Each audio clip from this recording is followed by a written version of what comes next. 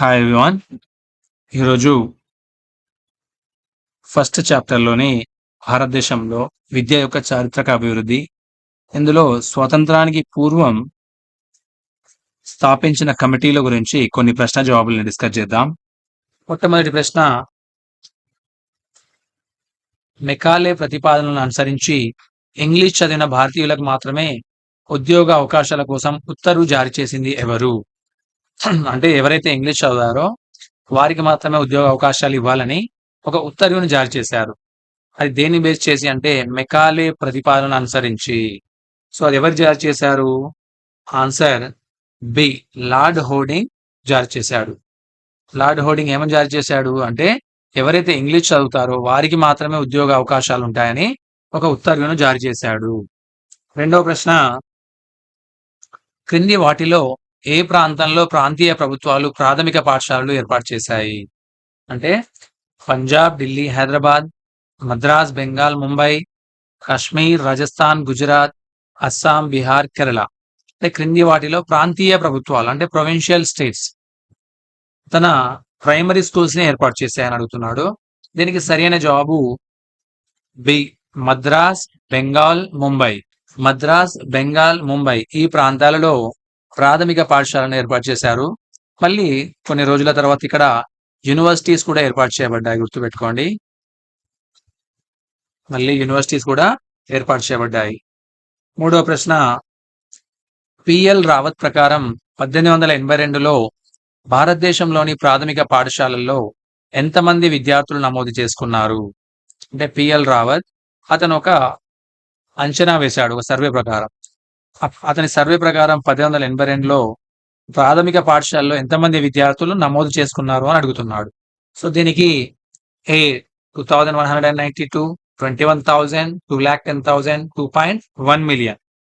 దీనికి సరైన జవాబు డి, 2.1 మిలియన్ లేదా 21 లక్షలు అని కూడా అనొచ్చు. సో ఇది సరైన జవాబు. నెక్స్ట్ ప్రశ్న, చార్లెస్ వుడ్ భారతదేశంలో విద్యను వ్యాప్తి చేసే బాధ్యతను ఏ సంస్థ కలిగి ఉందని చెప్పాడు? చార్లెస్ వుడ్ ఒక నివేదికను తయారు చేశాడు. తన నివేదికలో అతను ఎక్స్ప్రెస్ చేశాడు ఏమని? భారతదేశంలో విద్యను వ్యాప్తి చేసే బాధ్యత ఒక సంస్థ కలిగి ఉందని చెప్పాడు. అది ఏ సంస్థ? ఏ భారతీయ విద్యా సంస్థలు, బి బ్రిటిష్ ప్రభుత్వం, సి స్థానిక సంఘాలు, డి మతపరమైన సంస్థలు. దీనికి సరైన జవాబు ఏంటి అంటే బ్రిటిష్ ప్రభుత్వం.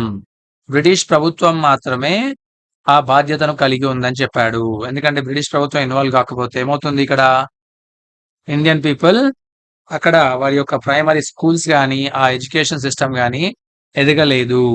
అందుకోసమే బ్రిటిష్ ప్రభుత్వమే తన బాధ్యత తీసుకోవాలని చెప్పాడు.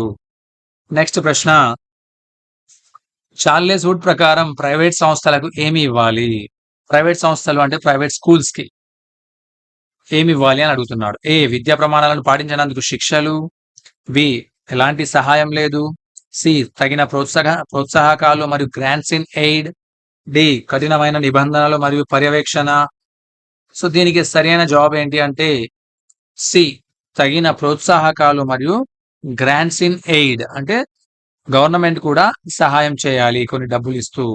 సో ఆ విధంగా ఎంకరేజ్ చేస్తే ఏమవుతుంది, ప్రైవేట్ సంస్థలు కూడా ఎడ్యుకేషన్ సిస్టమ్ ని ఫాలో అవుతాయి అండ్ అందులో కూడా పిల్లలు జాయిన్ అవ్వచ్చు అని చార్లెస్ వుడ్ చెప్పాడు.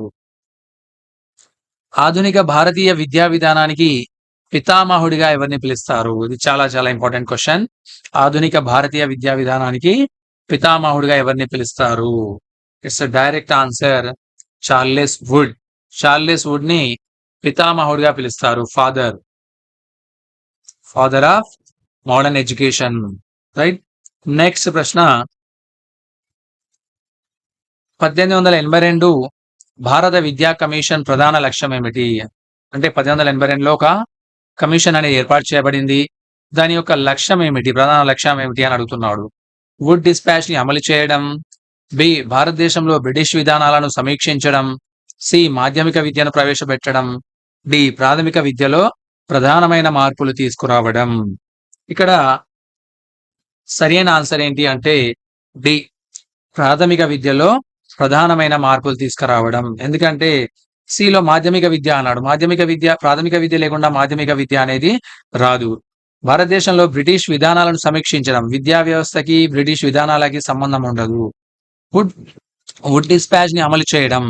వుడ్ డిస్పాచ్‌ని అమలు చేయడానికి ఇది అపాయింట్ చేయబడలేదు. వుడ్ డిస్పాచ్ అనేది ఎందుకు ఫెయిల్ అయిందో దాన్ని సమీక్షించి మళ్ళీ విధానాలను రూపొందించమని ఈ విద్యా కమిషన్‌ని అంటే ఎస్టాబ్లిష్ చేశారు.